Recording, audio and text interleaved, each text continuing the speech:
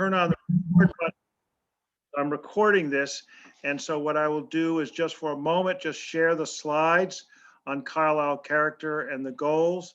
And then what I'd like us to do, and then I'll unshare the slides, is sort of quickly introduce yourself, how long you've lived in Carlisle, how long you plan to live here, or if you have thoughts about that, and therefore, and then respond generally to what you like about the Carlisle character, what you think could be changed or improved, or what are the issues around that. So let me quickly share the Carlisle character slides if I can find them. Yep, here they are. Okay, and let me enlarge them. Okay. Okay. So here is, this is sort of the general idea of what Carlisle's about, what's attracted us to us, what we like or don't like about it. And, you know, and so it's a combination of both the buildings, the agricultural land, what's here, and sort of just what makes the town. And then, you know, this is, you know, more specifically, these are sort of general statements on this. And we can kind of go into each one of those. But what I'd like us to do is just kind of quickly go around so each person gets a chance to talk about, you know, quickly, you know, how long you've lived here, what about the Carlisle character kind of appeals to you, is important to you. And as you look forward, what's, you know, what things do you think we need to address and think about? And Barney will be keeping the notes and thoughts. So why don't we just go around, and I will, since I've got people on the screen, I'll just call you, and then just, oh, so Kay, I'll let Kay be the first person. I actually happen to know her a little bit. She's also in the upper left. Right. Hi, John. Well, you need to keep this brief. So I've been in town for 40 years. Very happy here. Love the character of the town. Part of it is all you characters. You know, it's the people, but it is also, it's very much for me the land. I've not had any children in the schools, although I do like to live in a community where other people's children are well educated. It's nice to be surrounded by educated people.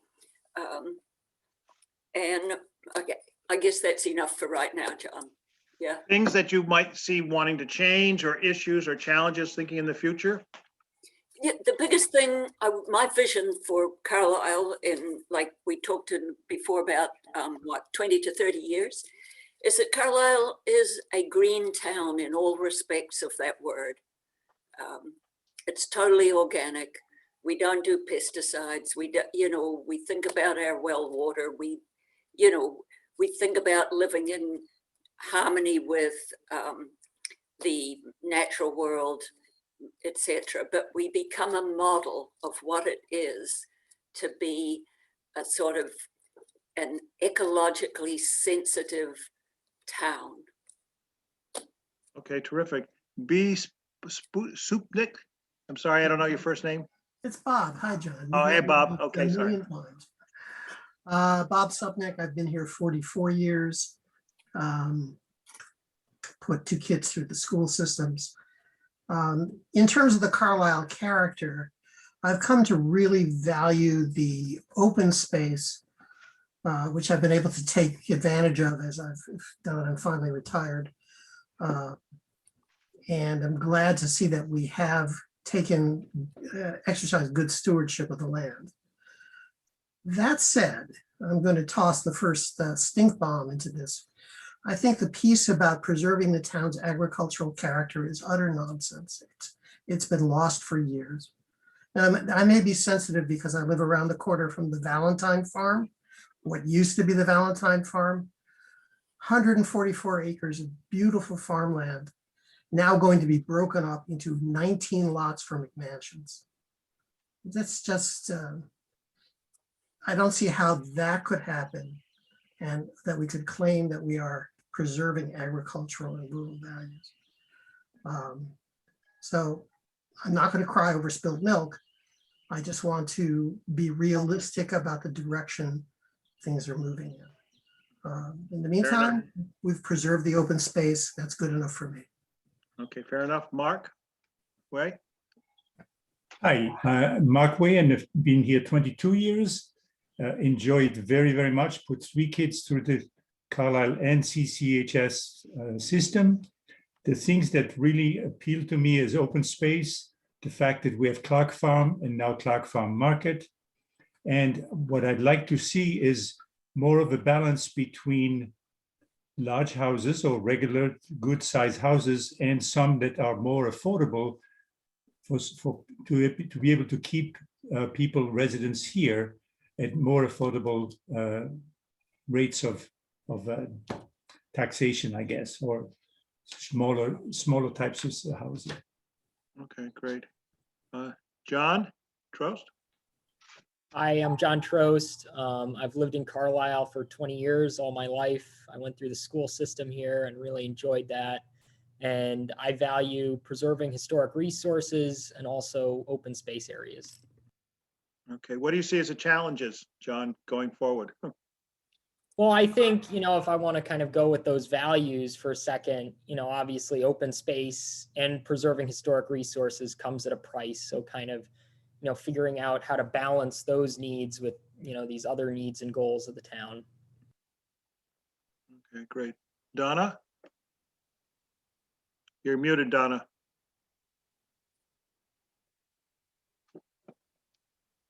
Okay, hi. This is Donna Vino.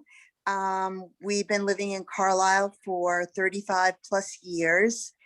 And I actually joined the master plan group because I was very much interested in the historic and cultural aspects of the town.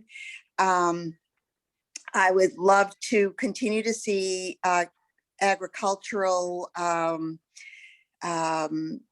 promotion and open space. I do like the CSAs. I think they do a very nice job, and to have those farms right around us. I know it's a balance to have the open space as well as, plan for housing and so forth. But I agree with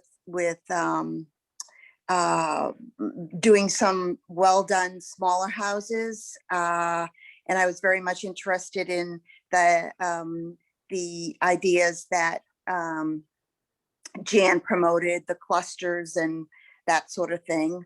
I would love to see the town do something with the Highland building. I have some ideas for that.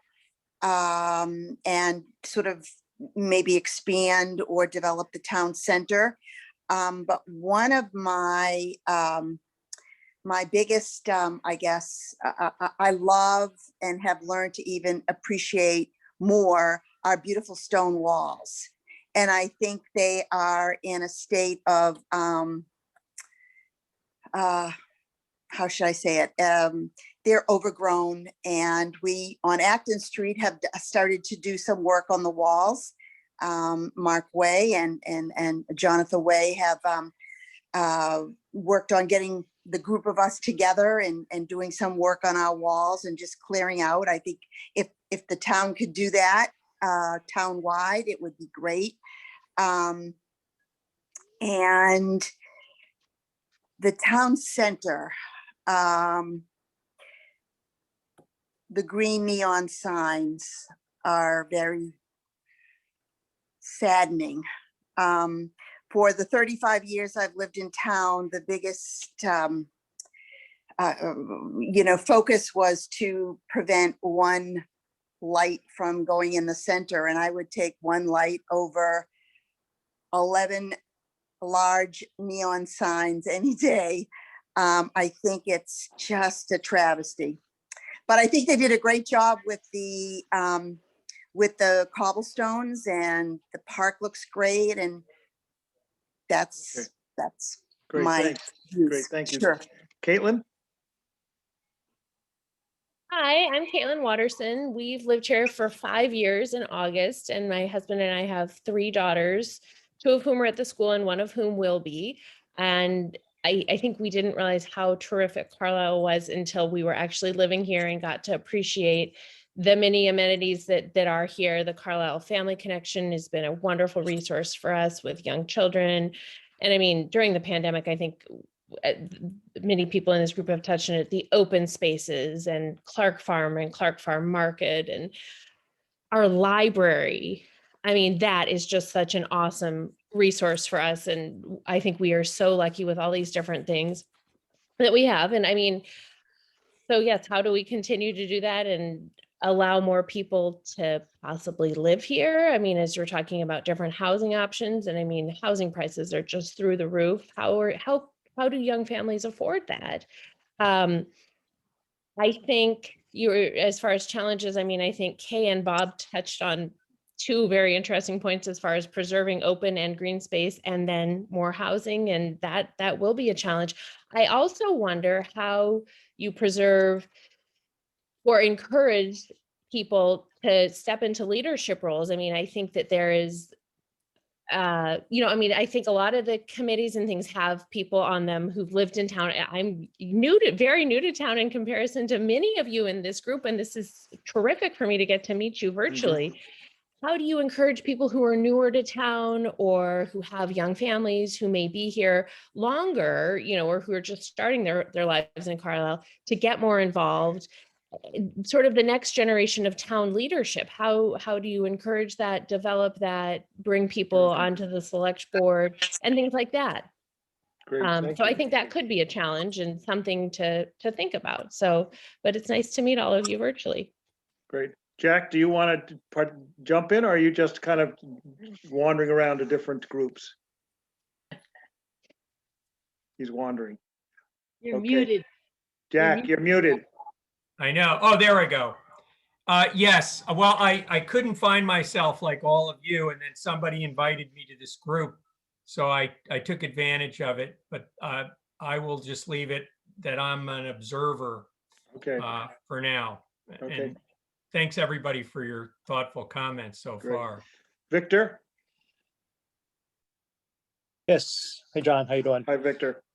So Victor Liang, I think some of you may know me. I've actually been very much involved in the town. I don't know, those who've had young kids, I coach sports, baseball and soccer.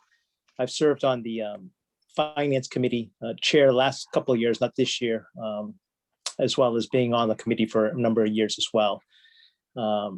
I moved in, I'm probably the one that has been in Carlisle the least number of years. We moved in about 5 years ago. We have 5 school-age kids. My oldest is in second year in high school, and then it goes down from there.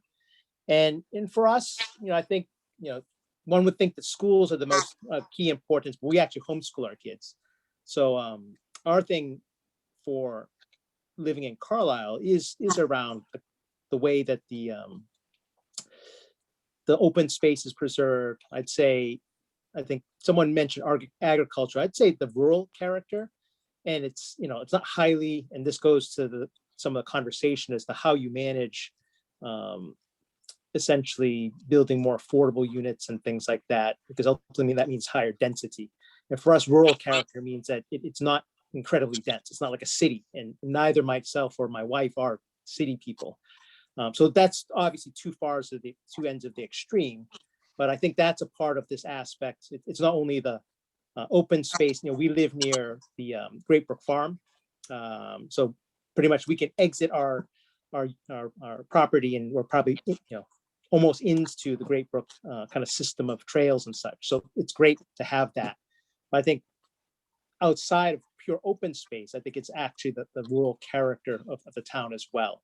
And so I'm very interested in some of the thoughts of the folks in this conversation, as well as overall in the meeting, around some of the things that options or thoughts that were kind of presented in slides, just a few minutes ago, in terms of, how might the footprint look a little bit different and such. But for us, it's that aspect, open space, inclusive of that rural character, which is the feel of the town isn't like a city, or even, you think about where we go grocery shopping. I mean, we go grocery shopping in another Chelmsford or other places. It's not of that sort of character in terms of that versus a rural character. There's a difference for us in that. So in any case, that's kind of the thoughts that I had. Not much in terms of things that need to change per se, but very interested in hearing what other people have on their minds as well. Terrific, Victor. Thank you. Linda? Hi, my name's Linda Kissler, and my husband and I have lived here for 52 years. Came in 69. There were two things that drew us to it. One, it was a small town then. It was 2,500 people. And two, the nature of the town, the open spaces, the woods, the rural nature of it, since we grew up in Pennsylvania in a small town, so we felt more at home. I really would like to see us preserve all the conservation land we have, the open nature of it, the open spaces, and the rural nature of the town. That's what drew us here, and it's what keeps us here despite high taxes and growing older and wondering how we're going to deal with some of the issues of staying in our own home as we age. We have definitely aged. Great, thank you. I think some of us have also. Sarah? Not. I am simply your friendly mosquito reporter, so I'm just going to be hanging out in the background listening. Okay, okay. Jace? Jace Tilton? Oops, not there. Okay, so one of the questions that's come up, and the economist in me is going to kind of look at sort of the public and private aspects of open space, of housing and things like that. And even the stone walls that we talked about, because clearly stone walls, as many of us know, are are the demarcation on the right of way. So whose are they? And so I guess one of the issues that I'd like you to talk about, and Mark, you brought this up about agriculture. You know, Clark Farm has happened because we had two people in town really invest in it and recreate a new farming venture over the past 5 years. And so I guess the question as we look at agriculture and open space and housing and smaller housing is, what do you see as, how do we deal with the challenges, sort of the public and private roles in that? Because if we go all private, you build the large houses because that's what the economics are, right? And it's because of a lot costs $400,000 or $500,000. The developer says, I can't afford to build a $300,000 home. And the same with if we go with conservation land, how do we do that conservation land where it's not necessarily conservation restriction, but the town buys it. So think about this kind of public-private sort of aspect of how we preserve our character, which is what a lot of us, as you said, we're drawn here. And there have been tremendous amount of efforts by people in town to make that happen, particularly these CEF and Carlisle, CCF, the Carlisle Conservation Foundation, to make this happen. So let's just sort of talk about that, because these are sort of, I think, one of the issues as we go forward. Okay? Yeah, a thing about agriculture that sometimes crosses my mind. With 2 acre zoning, each person's private property, it could basically be a farm. Lots of people run chickens. It's easy to have a few pigs. I mean, there's opportunities for small farms that would extend the rural character of the town. And it would create all these issues about people not wanting chickens next door, people not wanting pigs next door, but it's rural, it's agriculture. Do we know what we want? Do we believe in what we want?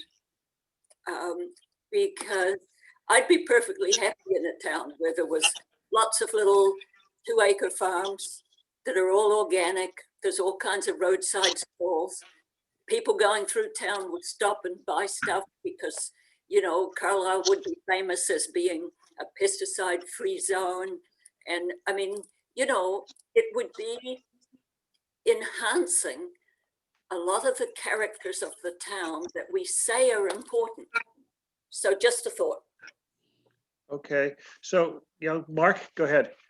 Very briefly, what I see is taking the example of Clark Farm, it's the generosity of Jeff and Marge together with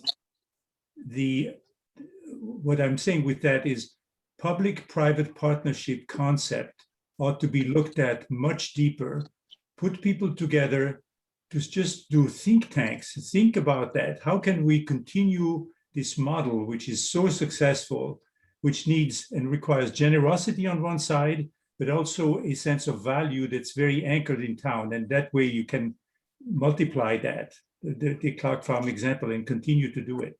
Need a long cord. Okay. So one of the other issues that I think came up, and Victor and Caitlin, those of you who have children in the schools, is there's also, the schools are a very important part of Carlisle.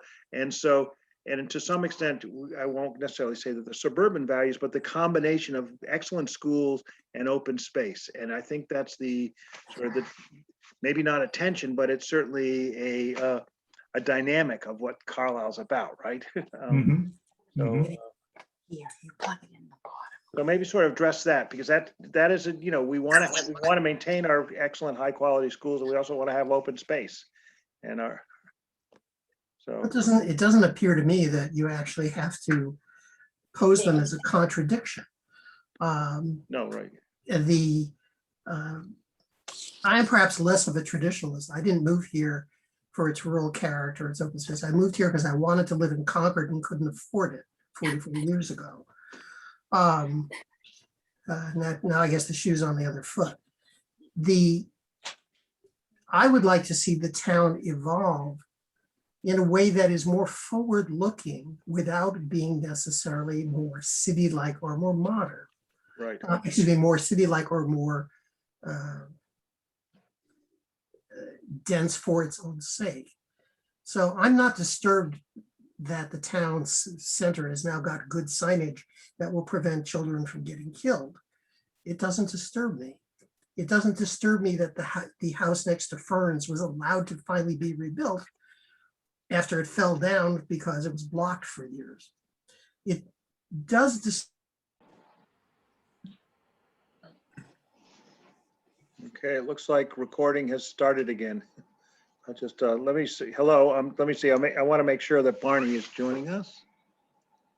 9-2. Okay.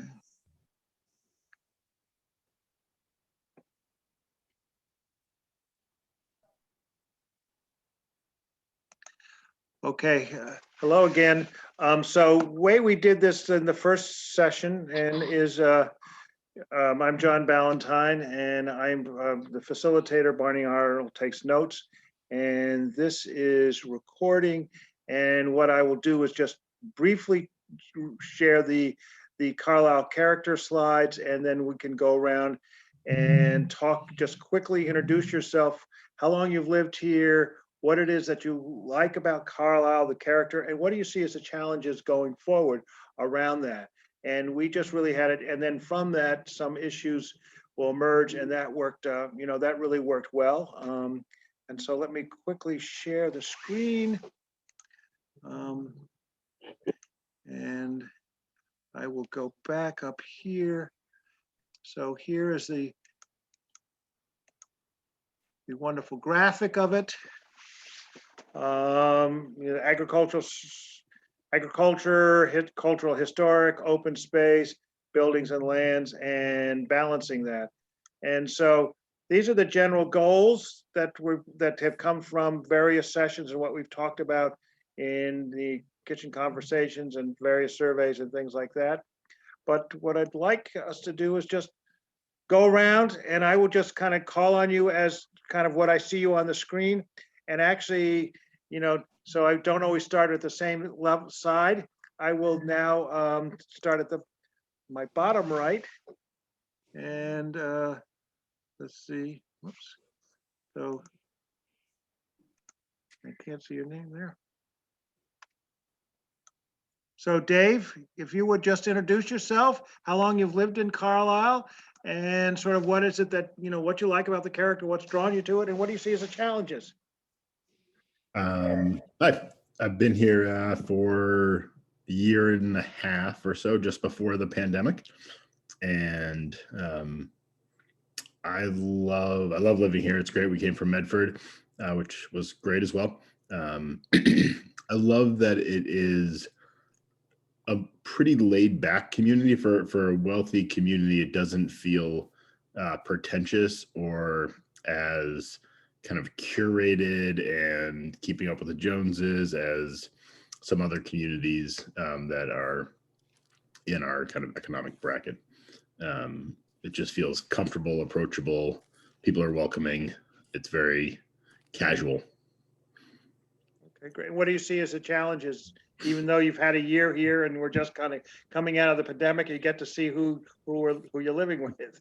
The lack of diversity. I mean, I have 2 young kids, and they literally don't see almost anyone that of any economic diversity, for sure, or not for sure, but diversity as a whole, economic and racial. Okay, great. Lynn, you want to just sort of? Lynn Lipinski. Mhm. Hi, I'm sorry. What did you say? I just got into So the group. basically, you just came in. So basically, what is it about the Carlisle character and what Carlisle is? What do you like? What is it? What drew you here? And what do you see as the challenges, sort of going forward? And sort of. I think, well, initially, which was a long time ago, 25 years ago, what drew us here was the ruralness of it, that it was so centrally located. You could quickly get to other places very quickly, but it was like a little oasis. And the fact that there's so much conservation land and trails and hiking, and there's just so many beautiful natural resources to draw from, that was really, I'd say that was our number one reason why we came here. Also, when we first moved here way back when, it was very much, there were people that had lived here for a long time. They had already been here for 20, 30 years. And I live in a neighborhood, which is a pretty old neighborhood. So it's not a very developed neighborhood. And so the people were just very working class. It was starting to become not very affordable by the time we moved in, which was the very early 90s, which is really sad because we started to see over that 10 or 15 year period, the makeup of it change. And is it David who was just speaking, the fact that there's not a lot of diversity. I'm happy to say that we bring diversity because we have a mixed race child. And also on our street, we do have other ethnic groups here that are new to the town. So I'm happy to see that there is some evolution of that, but we really need to do better in terms of having more diversity in the town. So I feel like that's a challenge. The biggest challenge obviously is just economics, the economic blocking of, how do you introduce different people into the town, because there is that economic challenge. You have to be of a certain income to be able to come in here. So that's kind of what's sad to me. And also the other piece is that it was such a farming community and really was, people really embrace that. What I'm sure we've all seen this over the years is almost because of all the development that's gone on and just the evolution of how things have, these modest houses get knocked down and these huge houses get put in, and people start to complain because they live near a farm. So it's a long-winded answer, but those are the things that I've seen over the last almost 30 years that kind of make me sad that it's evolved to that. And also as a result, when I first moved in, I lived amongst people that were single. They were a lot of one parent staying at home, the other working, senior citizens. We had such a mix of people that lived in this community, that in my neighborhood, it was great. Every type of, person that you could think of. And now that all that seems to have disappeared, and it's difficult for seniors to sustain here. And so that makes me sad. Okay, great. Lee? Yeah, hi everyone. We've been here for 5 years now. And similar to what's already been said, it's the rural character. It's being far away from your neighbors. All of the color green and the birds. Those are my favorite things. The biggest challenges. Oh, and the other great thing is the people that live here are great. The biggest challenge, I think it's, all of the pressures to increase the housing options are, and, subsequently the tax base are going to turn into a conflict with all the other goals.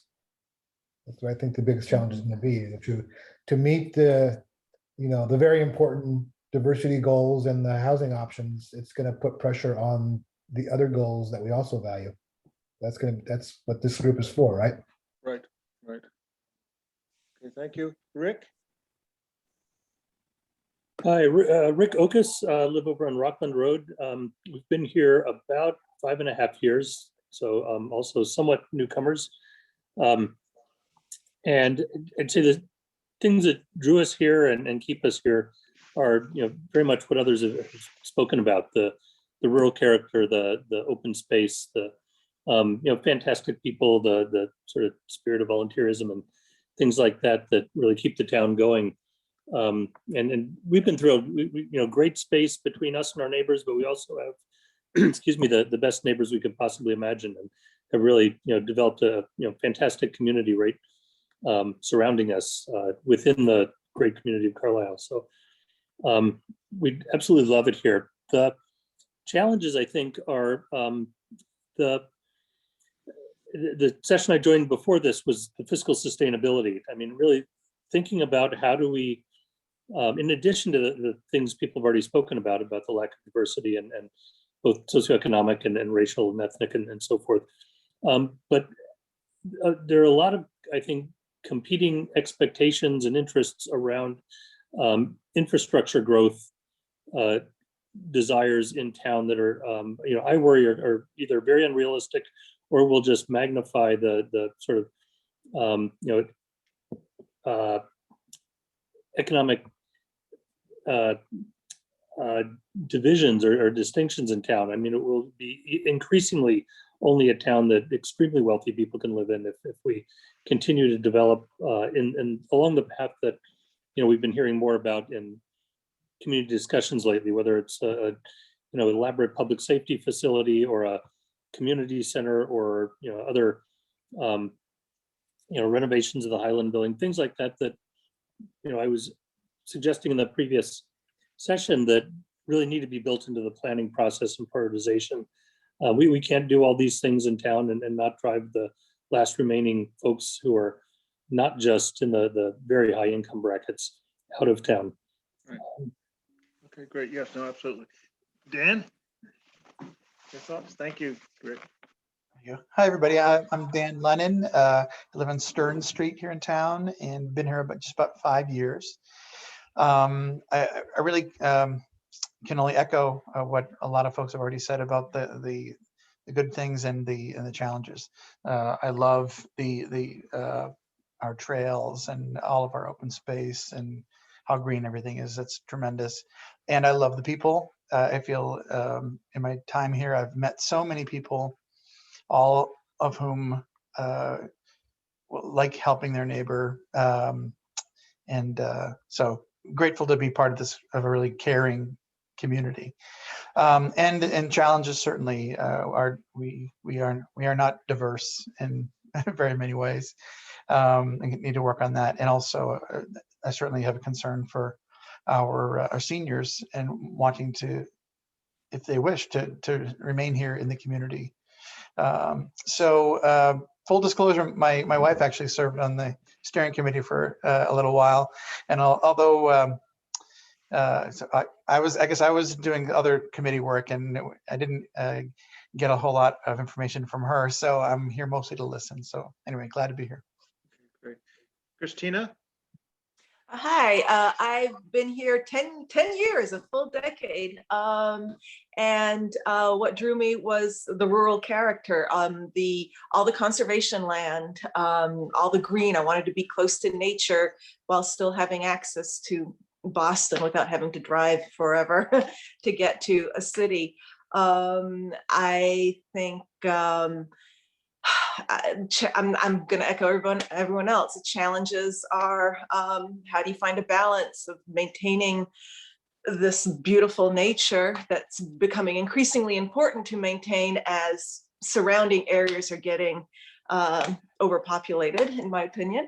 But we do need diversity. We need especially economic diversity. But one of my biggest fears is that without striking a balance, that we'll lose a lot of what makes Carlisle so special. And so it's just like, how do we find that balance?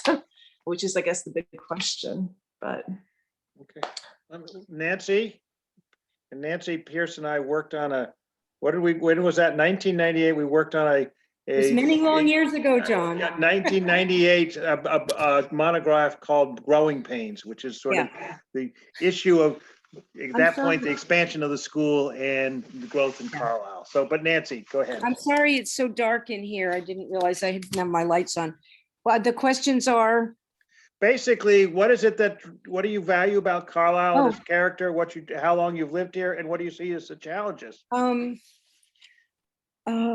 We moved here 32 years ago this summer. We came originally because we wanted to buy in Concord and we couldn't find anything we could afford. And it turned out that we were very lucky and found a community with a lot of really interesting people. It was, I think, maybe a little bit less suburban then, and a little bit more sort of, well, anyway, John and I have talked about this. The demographic, even though it's overwhelmingly white and upper middle class, the demographics of the town have changed a great deal over the last 30 years, from less academic to more business and professional. And I think the big challenge is trying to keep some of the values that made it a really special town.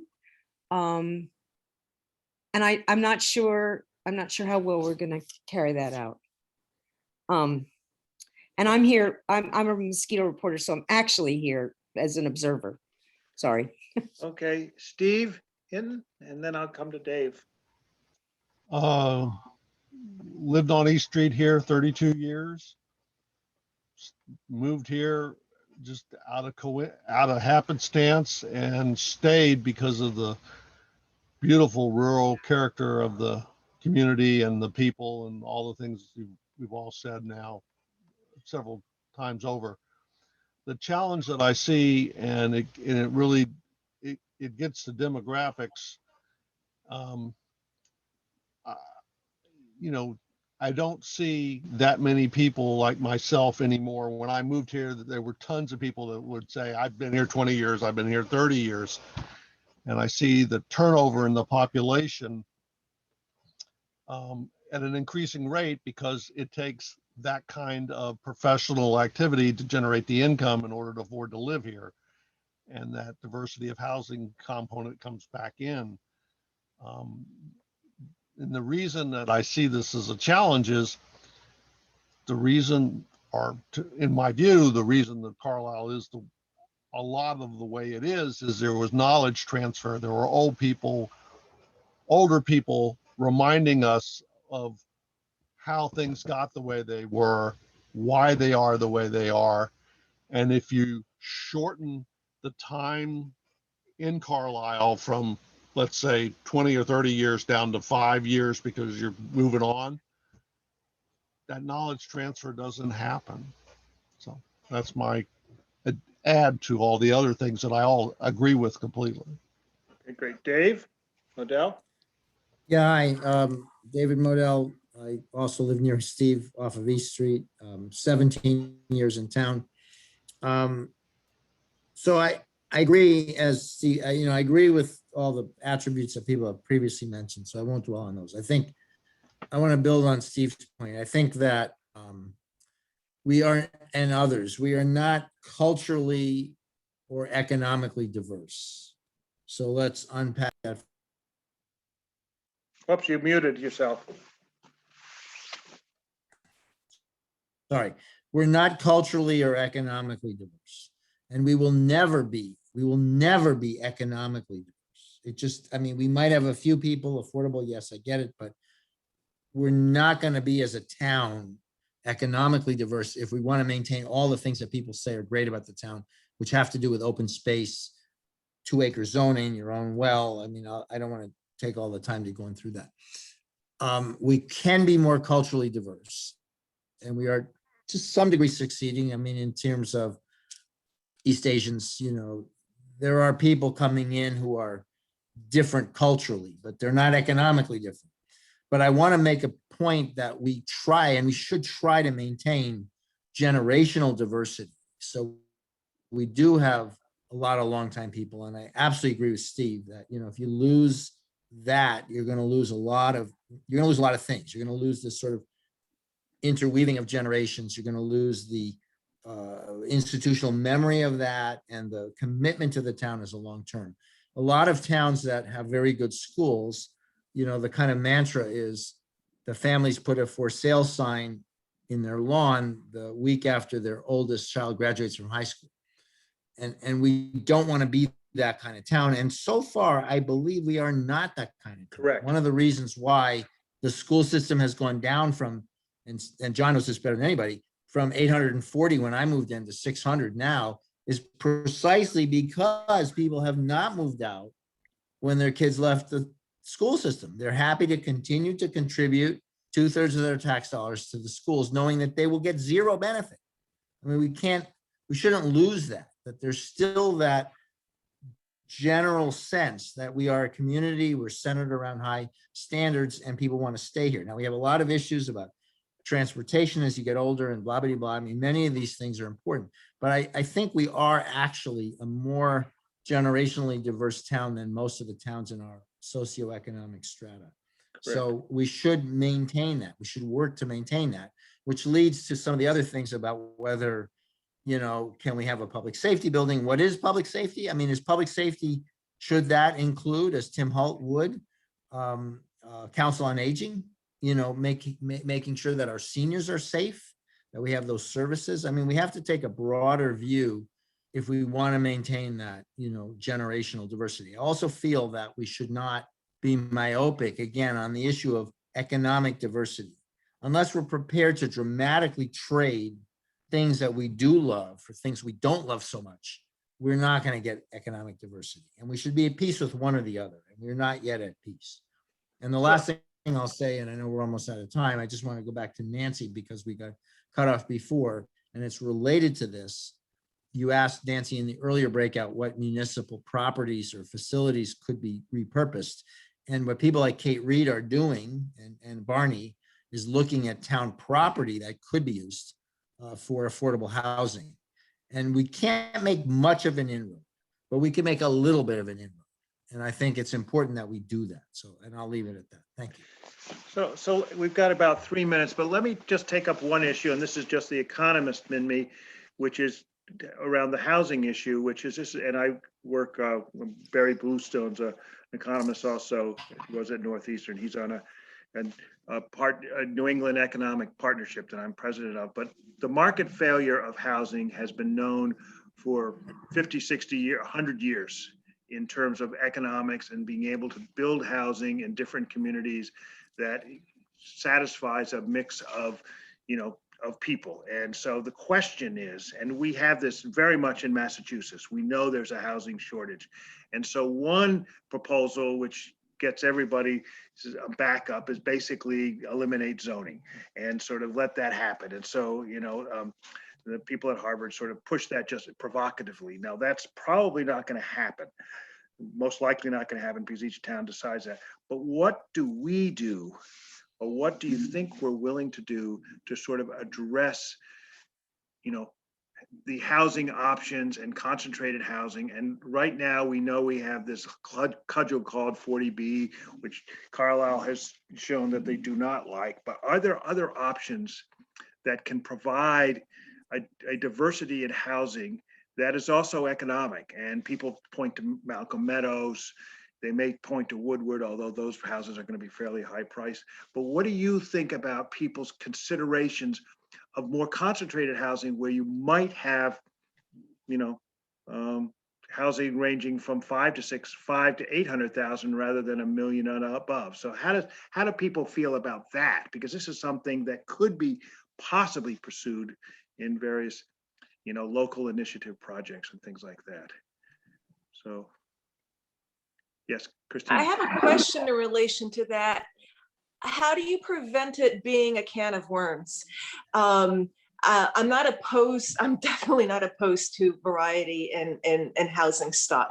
But once you go down that road and let's say you develop more cluster housing as an example, with the different price ranges, how do you prevent that from eventually being used to go, oh, well, then we can do it here, we can do it here, we can do it here, and then sort of losing the character of Carlisle?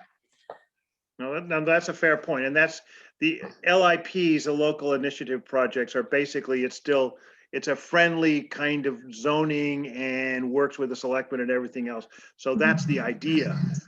But it's not simple. All these things take a tremendous amount of time and effort. So it's not sort of change one thing and then we see what happens, right? Yeah. Well, but it has controversies, just what you say, just exactly what you say, and it worries people because then you lose something, as David was saying, that's very valuable to people. Yeah. Yeah. And please don't get me wrong, I'm not opposed to it. It's just no, absolutely. a fear. No, absolutely.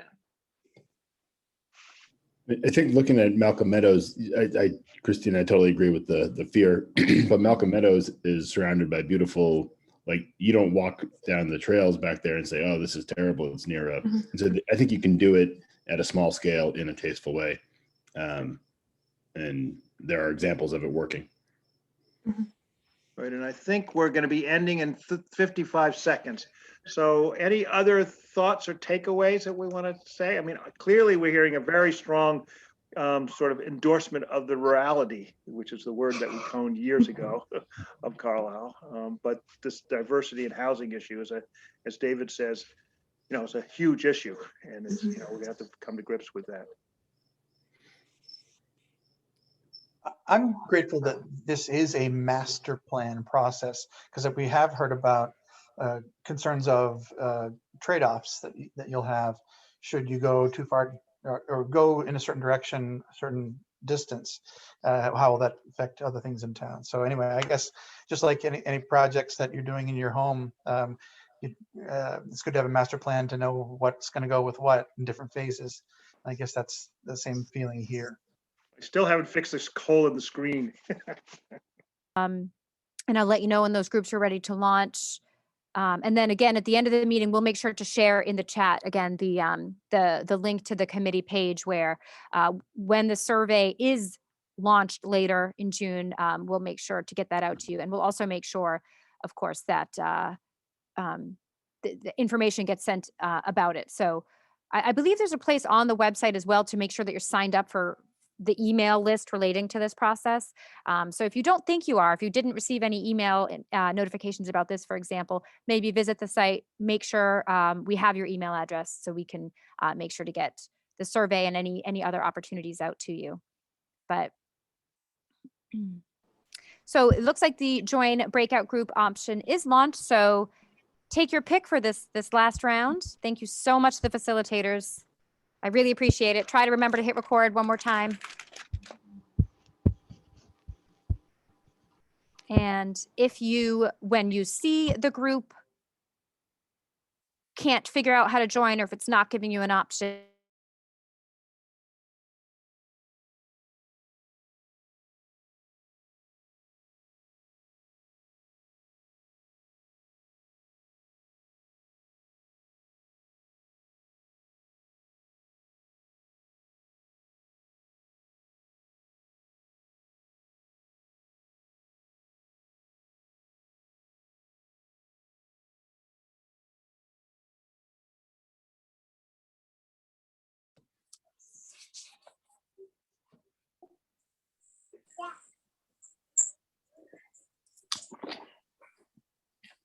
Oh, I followed Brian over here.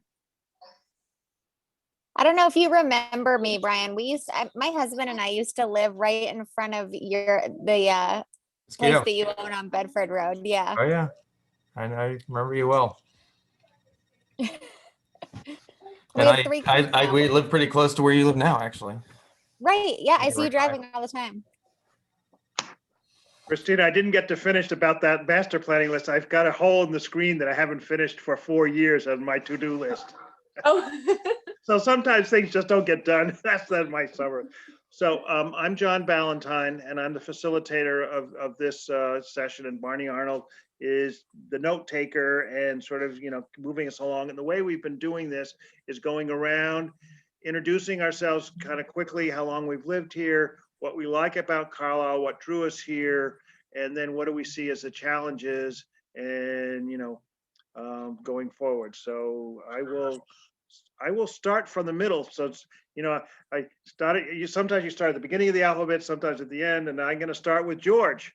So George is here, and knows most of our driveways and the lots and everything else. So, okay, George, unmute yourself. Whoops. George, we can't hear you. There we go. Hear me now, right? Yes. I'm probably the only person who's not part of the Barrett group who doesn't live in Carlisle who's on this meeting tonight. But having spent days of the week in Carlisle for the last 25 years, I know the community well. It's my job, has been my job to know the community well, and I do care about the community. I think it has a lot of very unique features. I often tell my colleagues in other towns that my job is basically keeping Carlisle to be Carlisle the way it is. But of course, it doesn't happen that way. Change is always going on, and change has to be managed. And I'm really pleased that so many people are working on this master plan process and have been doing so now for about 3 years. But we're coming, I hope, into the home stretch. And although I'm not going to be on staff to see the end of it, I may try to keep in touch and see what's going on, and offer any support that I can give as a volunteer, so that we do have a very agreed upon plan, and something that then can be fairly easily implemented. Okay, terrific. What do you see as the challenges? Whoa. Starting with the dollars, I see the challenges or environmental challenges, of course. One of the other breakout groups we were in, they said, there was someone who said, the people who moved to Carlisle because we have big lots and don't have to have close neighbors. I don't think that's why people move to Carlisle, quite frankly. I think they want to have more connectivity. They want to have more involvement with other members of the community and with the government as well. But it is a challenge to fund that. We have no economic base in terms of other than residential, and that really does make Carlisle unique among communities in the metropolitan Boston area, and that's a very big challenge. Okay, great, thanks. Emily? Hi, Emily Lawson. I've lived in Carlisle, so I guess my entire adult life now, which is, like 11 or 12 years. My husband has lived here for over 3 decades, his entire life. And actually my in-laws have lived here their entire lives too. So it's, I definitely feel the enormous privilege of living in Carlisle. I think, what else are we supposed to talk about? What do you like about Carlisle? Besides your family and husband? I love living in Carlisle. I love the safety. I have 3 very, very little kids, so I'm not quite in the school systems yet, but that's a huge reason why we stay. I mean, it's a beautiful place. It's a happy place. It's a place with good people that are friendly, and people like me, right? Like people that I feel you know, represent my, you know, my family's values, and I have things in common with. So those are things that I think are important. They're certainly important to me. And I understand that there are so many challenges in maintaining that, right? Everyone has different things and different, you know, town wants and needs more money, but we want to maintain what the town looks like, and we don't want it to be full of houses. And, you know, it's like this, you know, butting heads aspect. So yeah, I totally understand the challenge. It's unique and interesting to me. So yeah. Okay, terrific. Thank you. Eileen? Hi, Eileen Baird. I've lived in town about 19 years. Why do I like Carlisle? I suppose I like the open spaces, the walkability, but well, I mean, to walk around neighborhoods, the trails, things like that. As Emily heard in the other groups, my pet peeve is the lack of transportation. I really wish there was mechanisms for getting people from A to B without using cars. So that's probably my biggest thing. My other biggest pet peeve is I wish they would tear the island building down. Okay, as you know, that's a split feeling on that, very much so. But I won't get into that. Brian? So I've been here for 24 years, something like that, since 1998, I think. My wife grew up in town, so my in-laws have lived in town since the mid to late 60s. And I'm now a town employee by choice, so very much by choice. And a lot of that is to preserve the character of Carlisle, to try to keep things, you know, some of our big jewels, to try to keep them the way they are. And, you know, I've tried to do that in a number of ways. I tried to give the Mosquito, as you know, Emily, a place to live when that was something that they needed. And now I'm working in the fire department trying to keep that something that's on call. And I think that's important for a whole lot of reasons. And it's not just the financial, but it's also character in a big way. And it's the capabilities that you get with that you just couldn't do with 3 men in a truck. So I don't want to dominate. So what do you see as the challenges? I think financial is, I see, you know, I can give you all kinds of challenges from about the fire department side and what happens if it is no longer on call, and the problems of incrementally trying to move it to a career department, what the challenges are with that.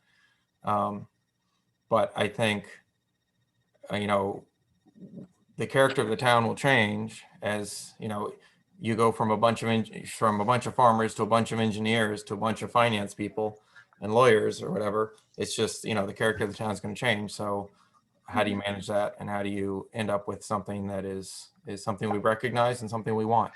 And, you know, change is not always bad, but you just have to make sure you end up with something that you wanted, and you don't you know, you don't wait until something's gone. There are a lot of changes that can happen that are one-way changes, and once they're gone, they're gone. And so just don't make sure that we're intentional about those changes, and we don't lose something and then turn around and say, oh, that was too bad, once there's no way to get it back. Okay, great. Donna? Yes, I'm back. I rejoined this group. First of all, I'd just like to say I've been in town for 35 years plus. And this is a unique community. We still have a lot of open space. Can you hear me? Yes, yeah, we can see you. Okay. See your name and hear you. we still have a lot of open spaces. We have ruralness. We have agriculture, and being so close to Boston, I think that it is quite unique.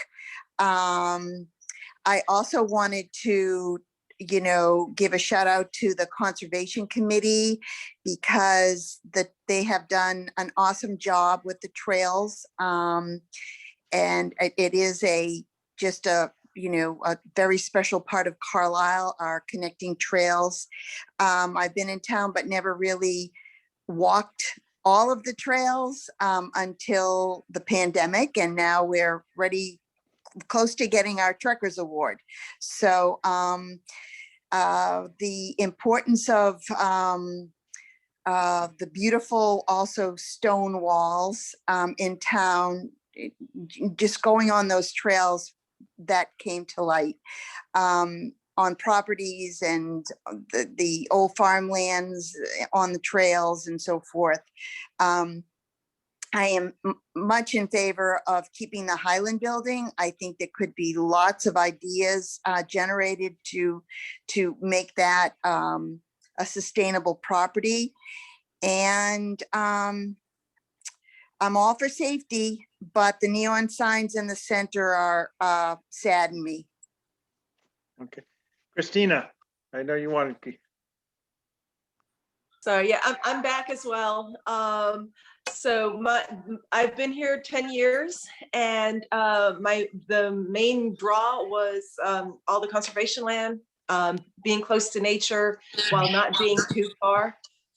I'm sorry? No, that's okay. So I think it's just an echo from some of these. Okay. So yeah, all the conservation land, being close to nature, not being too far away from a city, although that's a little less important to me now, being not too far from the city. Yeah,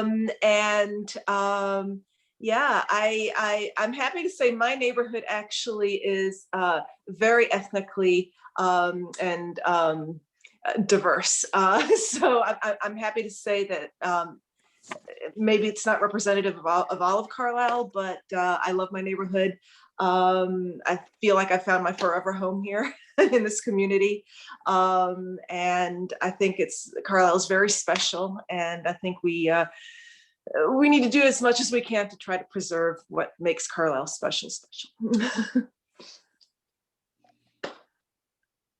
Okay, so I think this gets, I'm not sure how we framed this issue around sort of housing issues and agriculture and preserving open space and rural nature of Carlisle, which is clearly coming out very strongly, both in this survey and in past surveys and what's drawn people here. So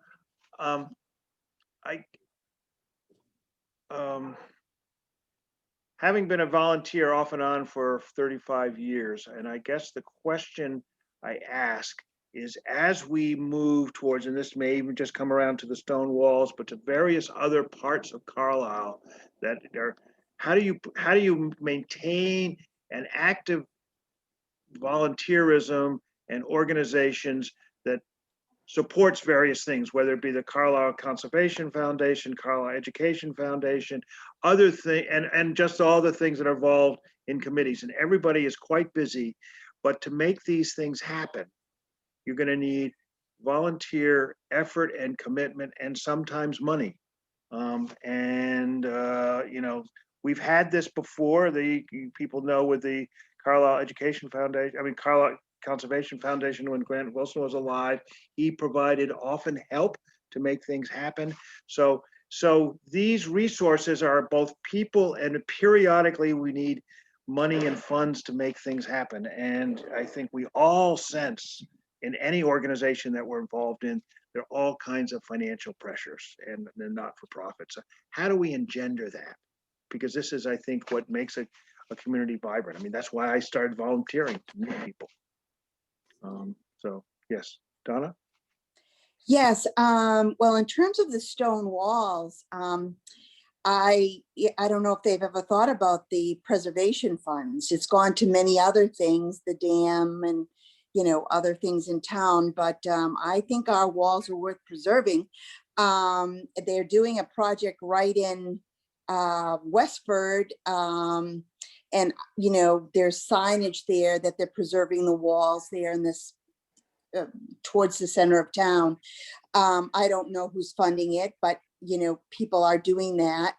And on our street, we had the neighborhood get together, and we put in 70 some odd hours just to clean up the walls. We had some support from Gary Davis and the DPW, but it was a lot of people out there with clippers and shovels and rakes. And for my house, we also, we got we had someone come in with equipment. I'm in an antique house with old walls around the front and side. So we wanted to do that just, because. Yeah, I mean, those of you who walk Acton Arboretum, if you've gone over to Acton Arboretum, the amount of volunteers that they have to, preserve and expand that is extraordinary. But just to your point, you need a lot of people, and we don't have oxen to move those stones. I look at those stones and I say, who are the ox to move those stones, because they're heavy. Well, I think they can also select certain parts of the town where the walls are very prominent. And, the town does have some equipment. It's just not anything they ever, had an interest in doing. And I have to commend one of the workers. I think his name is Chris. Chris Serene. I'm sorry? Chris Serene. Chris, he unearthed those at the cemetery. They did a lot of work to unearth the crypts that are there. And I don't know if anybody's even noticed them, but they were buried. And, he was thrilled to be able to do that too. My husband was talking to him. But, I think it is a mixture. I think it's volunteers. I think, town streets can get together. We actually had fun with our neighbors. We hadn't seen them in many years. And we put in like 70 hours to just clean up, and we got down a good portion of the street from the Valentine farm, down to the newer lots. So with authority from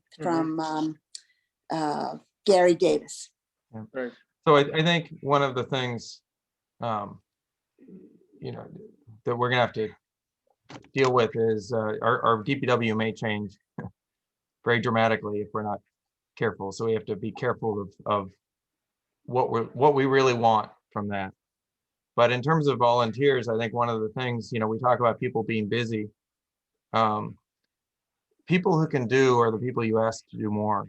And it's the busy people that actually often are the ones that that are the most helpful as volunteers. And it's something that, that people, when they move to town, need to understand. People come and they say, I asked them to join the fire department. They say, well, we have little kids. Well, actually, the people with little kids are our prime demographic. They're the ones that work out the best.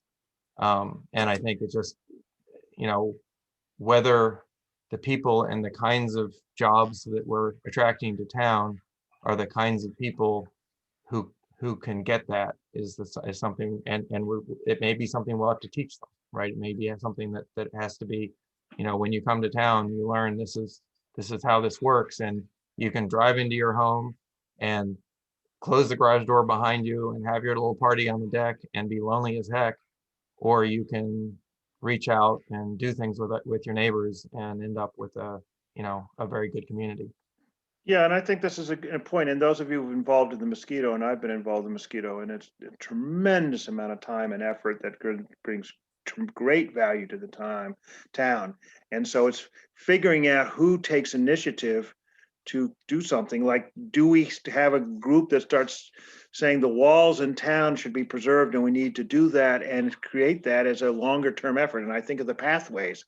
That was a 10-year effort, really led by two people, Deb Belanger and Art Milliken and a whole other group of people.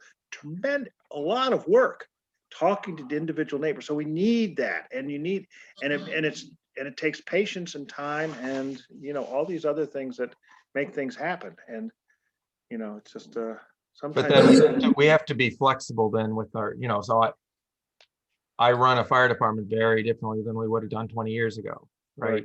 you have to be flexible to do that, but you can get really good and really quality people who actually they get a lot out of it by volunteering.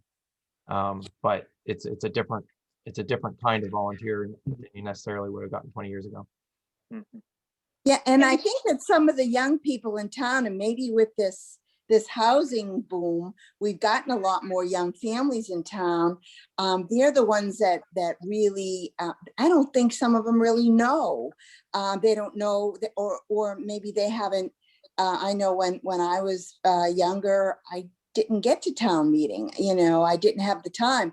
But if they can learn that, they can get information there, and So maybe. I've really pushed that this what do you call it, Old Home Day, that every nonprofit who wants it can get a free table, because for exactly that reason, we have a whole lot of people who've moved to town. They're looking for community, and give them a chance to see what the opportunities are.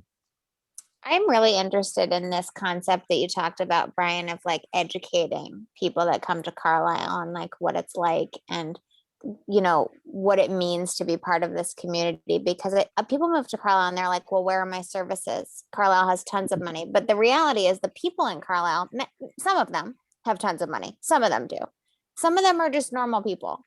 And understanding that aspect and the aspect of like how the town makes money and what we do with our money and what the town values and how to help and why it's important to have a voice instead of just being upset and gossiping about it are very different. I would love to explore that concept of how do we bring people in. I wonder if the First Connections group ever talk about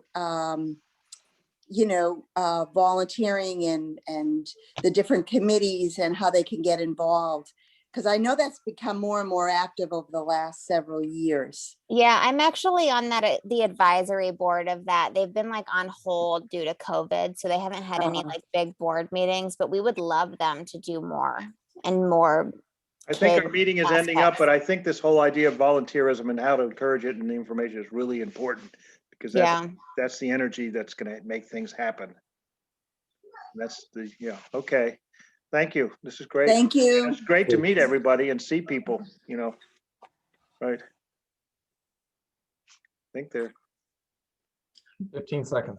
15 seconds. Okay. Yeah, well, John. Yeah, no, I mean, that's how I got involved in, that's how I met people, was setting up the house, working with 4 or 5 people in the housing authority in 1986. Oh, Jan, I'm sorry. It's okay. This time I was trying to line it up exactly. Quite finish. So I think we are pretty much all coming back here, right? Yes, awesome. So thank you everybody for hanging on and participating in these discussions. I'm going to go ahead and screen share really briefly just for some closing remarks. And I am also going to, again, put the link for the master plan page in the chat. And that has some just really great resources on it that I would encourage you to review. In fact, that's actually the first thing I'm going to pull up, just so in case people need to hop off. It's such a great resource. Just another example of how dedicated your town is to this process. It's not something we see all the time, and it's so great. So if you scroll through and if you're interested in joining on Sunday, when we say rebroadcast, essentially the first part of the presentation, we're just going to play a recording, a rebroadcast, and then the breakout groups will go live. Depending on attendance, if it's a small group, we may just conduct it all in one discussion, kind of looking to see how many people show up. But if you feel you didn't get to discuss something and you want to, that link is there. The document that lists all of the draft vision, values, and goals is up there as well. And when the survey, we want to give the community some time to think about this, reflect, ask committee members questions, who the members of the committee are. And then when that survey goes live, we will share it with you and make sure you are aware of it. The other thing that I think is so very important, if you haven't done so yet, is to, I know there's a place on here because I saw it before, to sign up for if you haven't signed up for an email to do so. And of course, I can't find that now, but I know I saw it. So you're able to do that as well. And Mary Lynn, if I'm going crazy and wrong about that, certainly please. Oh, yep, right here. So under Mapping Carlisle's Future, there's a stay informed by joining our mailing list. So if you're not on that, I absolutely recommend that you do, so that you can be the first to know when the survey is live, and any other community engagement that we do over the course of the summer, which would be kind of on smaller scales, similar, to kitchen conversations or something like that, to give people time to kind of digest and think about moving into the next step, which is recommendations. So that's the first thing I wanted to share, because I know people have to hop off. We aren't going to do a takeaway summary from each group, because I know with 5 groups at 3 times, I mean, that would just be a lot. But what we will do, we will process the notes and recordings and figure out how best to manage that and get you all of the information needed. I'm just going to Tell your friends and tell your friends about Sunday. We want to see you. The breakout groups were very good sessions. Oh my gosh, they were so good. It was so great. I was so glad to hear the conversations I heard, and really good points that people were making about, I think, starting to think about trade-offs and things like that. So again, just next steps, rebroadcast of this on Sunday. And then with the anticipated survey launch, we're working with our friends producing the survey. Our anticipated launch is around June 21st, but we'll make sure that once that's in place. And we're also working on kind of a virtual comment box as well, to kind of weigh in more about these as you have more time to reflect on them after tonight. But I strongly encourage you to visit that site and download the draft vision, values, and goals, so you can kind of think about them and process them. But that is all that that we have tonight. And Jack, if you wanted to. Yeah, no, I just wanted to say a thank you to everyone that's still on. I really appreciate it. Thank you to all of our committee members for hosting the breakout groups. The ones that I attended were very helpful, as John indicated. I also want to say thanks, Alexis, to you and to David for doing a great job of running things behind the scenes. David Jang is our intern this summer, and we're really grateful to have him. And thank you for doing great work behind the scenes. Really, so, very much. Appreciate it, and was great. And I look forward to, hopefully in the fall, we can get out in person with our next community forum when we do one. Yes. All right. Thanks, everybody. Have a great night. Good night. Okay. Good night. Thank you. Good night.